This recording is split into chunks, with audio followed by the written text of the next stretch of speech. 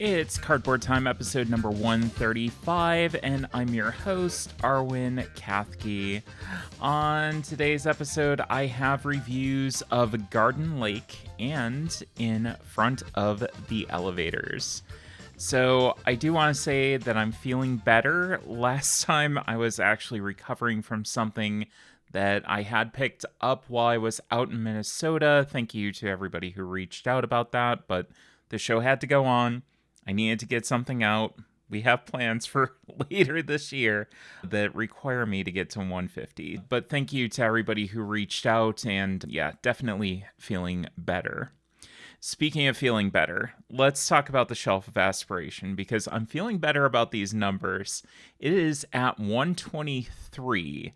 That is down by 7. So I was very busy in addition to that tail end of the recovery that I was going through. One new incoming game, that is a game called Ubibo, and I did receive a complimentary copy of this because my wife happens to work for Kess, who's distributing it in the US. So I did get a copy of this and I got to play it as well.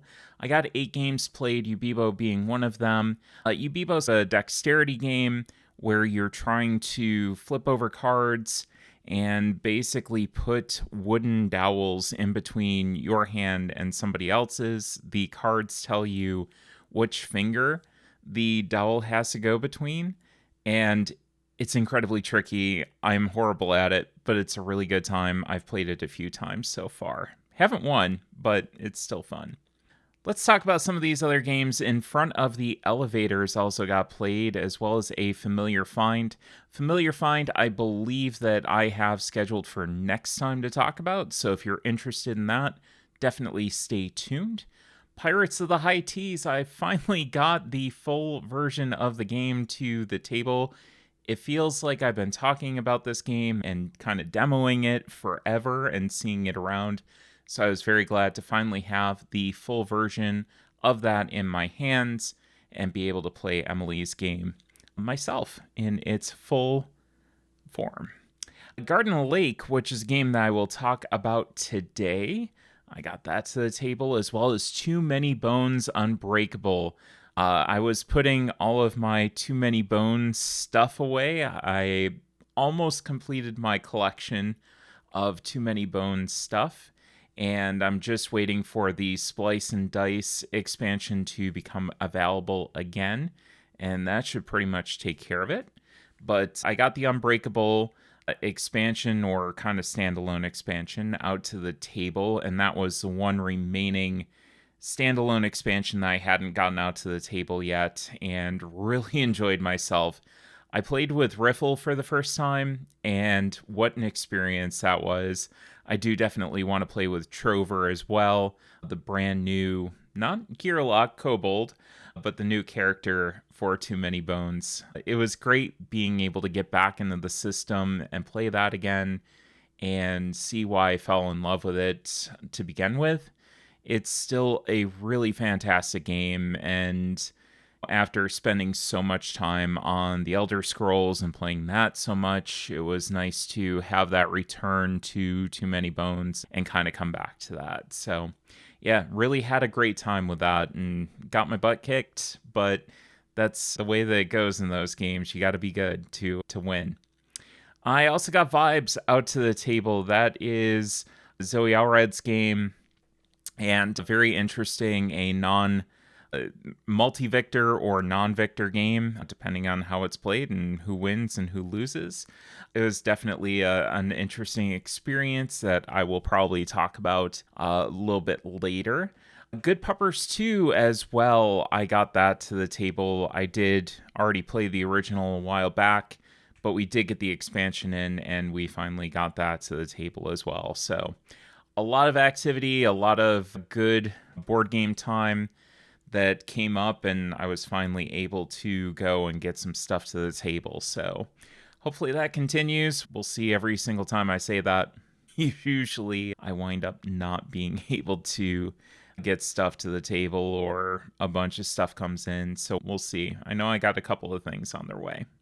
So let's get into the review section. I've got two for you today. Let's talk about Garden Lake first. This is from 2025. It is for 1 to 4 players, plays in 60 minutes, designed by Uwe Rosenberg, and the artist is by Jindrich Pavlasek. And this is published by Albi and distributed in the US by KTBG. Garden Lake offers a relaxing and rewarding experience.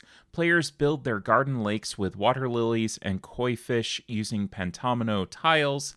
The catch is that on their turn, players always place one tile, but they can earn additional tiles by completing various objectives, which allow them to chain moves and strategize their way to victory.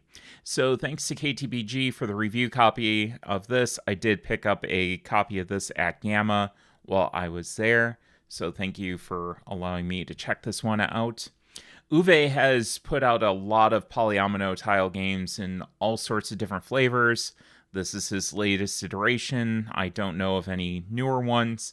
But yeah, the main objective is basically to create full rows and columns in order to increase your score. So every single full row and column that you have will score you 1 point apiece. And it will also, the first time that you create a full row or column in a given 4 space section, you get to take a bonus tile. And that will be a 1x2 or a 1x3 little tile that helps you fill in those little gaps that you're going to be leaving. And you definitely will be leaving those gaps. These polyominoes or pentominoes that the game describes itself as having are really big, and they're really bulky, and they're awkwardly shaped. So having something that's a little bit smaller that can fit in really is helpful in being able to bridge those gaps. So yeah, it's really about that and making sure that you can get those lines, get those columns, and start getting those bonus tiles to really fill in those sections. Players can score additional points by making icon symbol groups of 7 or more spaces. In a more advanced variant, you can actually score double those points by having the group adjacent to a completed decoration on the board. And I'll talk about how to do that in a minute. But the main trick to the game is that players, when they're drafting their tiles on either end of their U-shaped layout that they make when the game starts of these pentomino tiles, you're going to be able to choose from either one of those on either end. But you can also choose from one of the ends closest to them from your opponent's layout as well. And that really causes a lot of friction and frustration, especially when you get into a 3 and 4 player game where you're starting to take your opponent's tiles that they're relying on to be there and being able to go and frustrate them. Again, the tiles are very oddly shaped. They're quite large. The play area winds up quickly closing in on itself.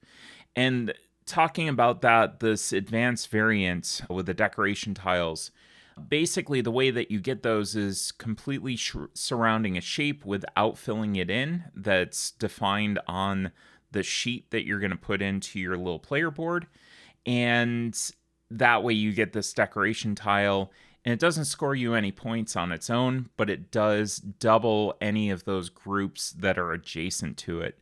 So in addition to trying to finagle all of these tiles and really place them in the places that you really need them and build those groups, now you've got to try to do that while going and managing these shapes and trying to surround them without overlapping anything, because as soon as you place any square of the tile over that shape, you lose the ability to place that decoration tile.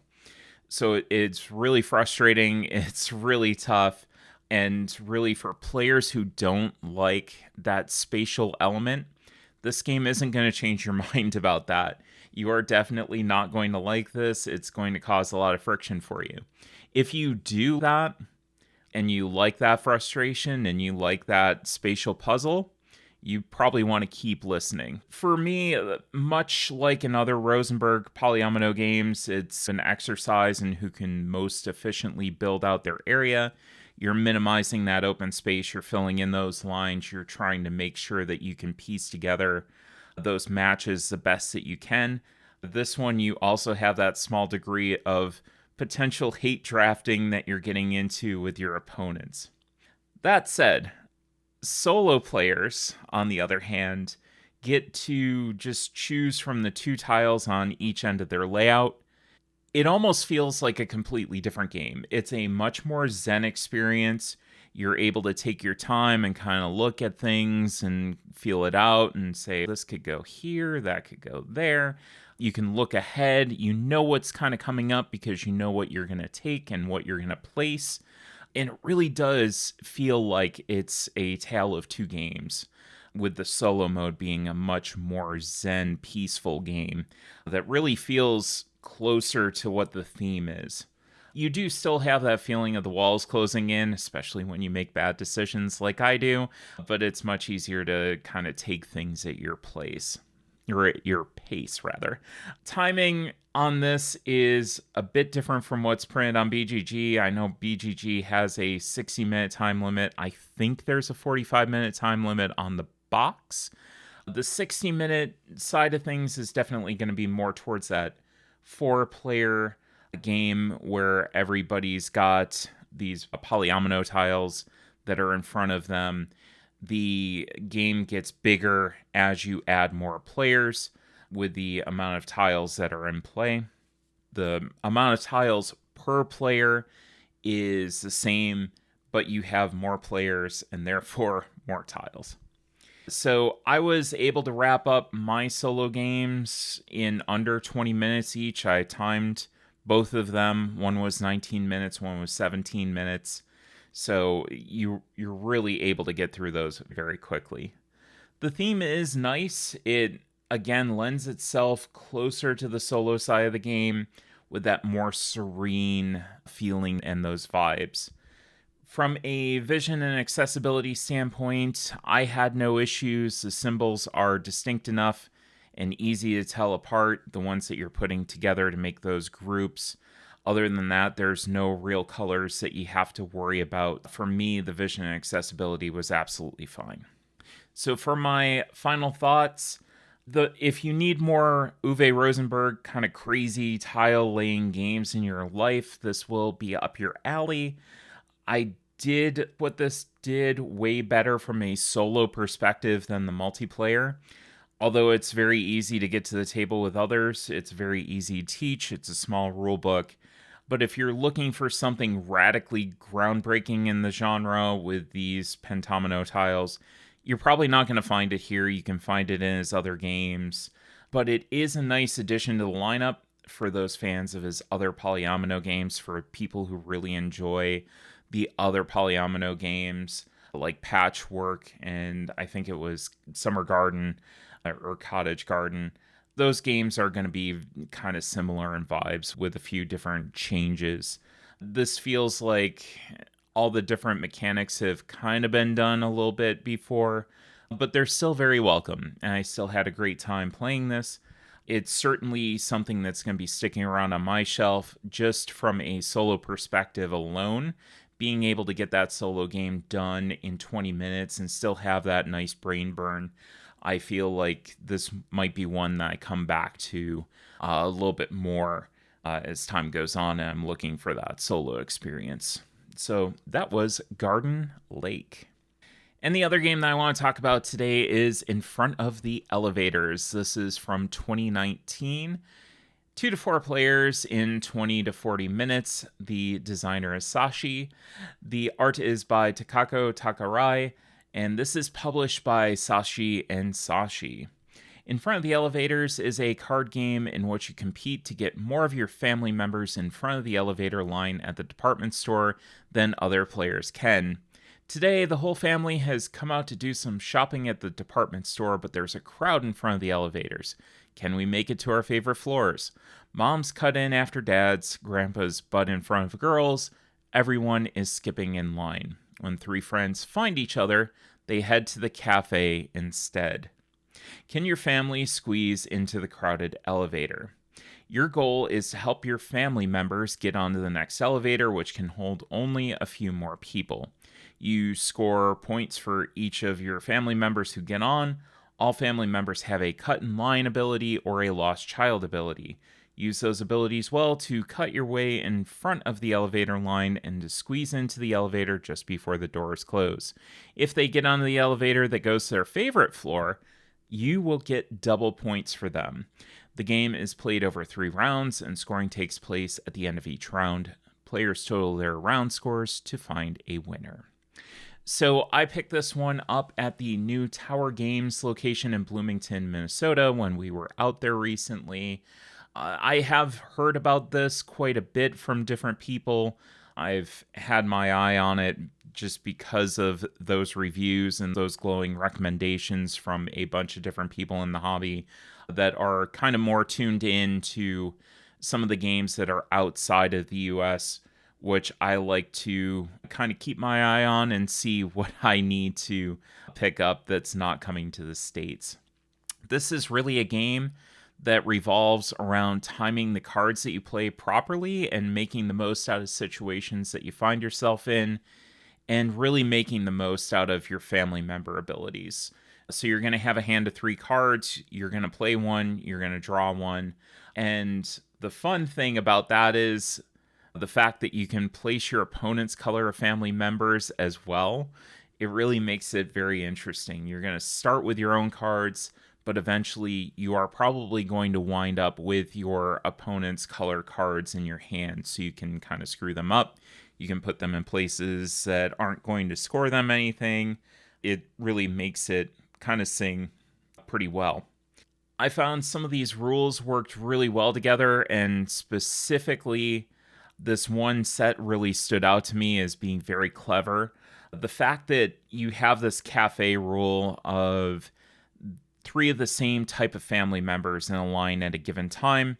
If you get that, they go away to the cafe, they leave the line completely, and it shifts everybody else forward.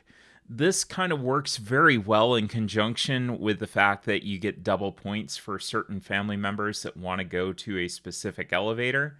So it's naturally going to incentivize players to put certain family members in that row.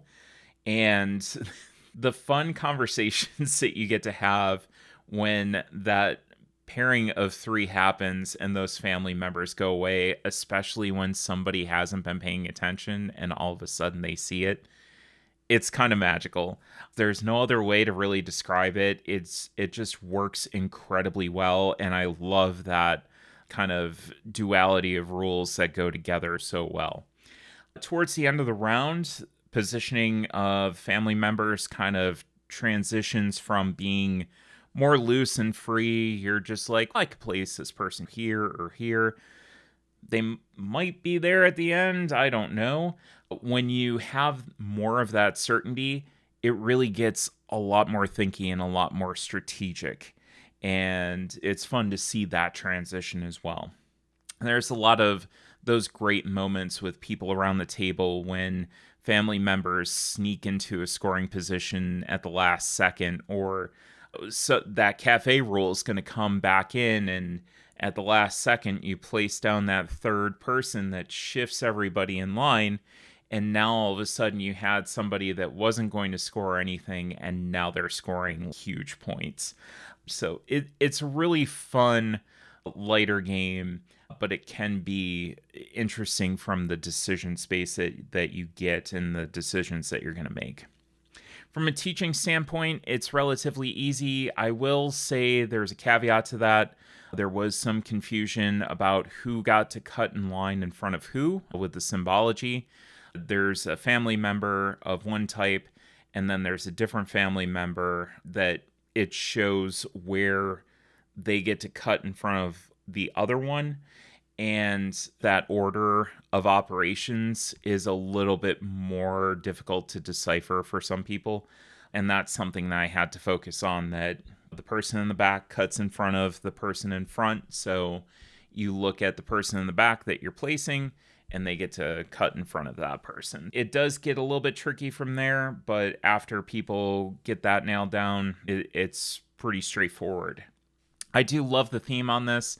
I love the fact that publishers like Sashi and Sashi continue to introduce people to unconventional themes that work well with the mechanics of the game. I think the other shining example of that is Coffee Roaster. I really want to get my hands on a copy of the original Coffee Roaster art because it's way better and it's way superior to the version that we got here. But that game works incredibly well with the bag building and that push your luck of, I better not burn this coffee, but I want it to taste really good. I think that games like this really do enable the world to kind of see some very unique and interesting mechanics, and I really like that, especially when we get a lot of the same things sometimes. So I definitely appreciated this for that. From a vision and accessibility standpoint, the colors of the families are double coated with a symbol, so I had no issues with this game at all.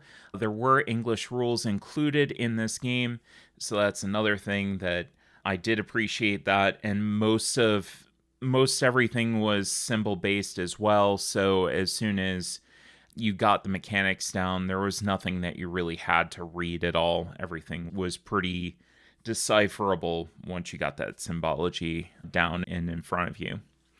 So for my final thoughts, I like what In Front of the Elevators brings to the table, both from a thematic and a gameplay standpoint. Again, it's easy enough to get the point across to players, but it does have a very nice decision space. It's going to engage players in fun table conversation, makes for those fun moments at the table, which I really like to look for in a game. And best of all, it's easy enough to throw into your bag. You can teach newer players. You can introduce them to a game from a company outside their country. You can broaden their horizons on what the hobby can be. Out of the people that I've introduced this to, a lot of people were like, oh my God, there's publishers in Japan and they're doing this stuff and it's really cool. And I had never heard of this. It's fun to have those conversations as well and introduce them to publishers like Sashi and Sashi. So yeah, definitely sticking around on my shelves. Very glad that I picked this one up and I got the opportunity to. When I saw it on the shelf, it was like calling to me. I had been looking for it for a while and almost forgot that I was looking for it. I was actually looking for a copy of Soothsayers at the time and wound up picking this up instead. And I'm still looking for that copy of Soothsayers, though. That was In Front of the Elevators. So I think that'll do it for us today. A little bit of a shorter episode today. But if you want to know anything more about Cardboard Time, you can go to the website at cardboardtime.com. My Instagram is at cardboard_time, and the Blue Sky is at cardboardtime.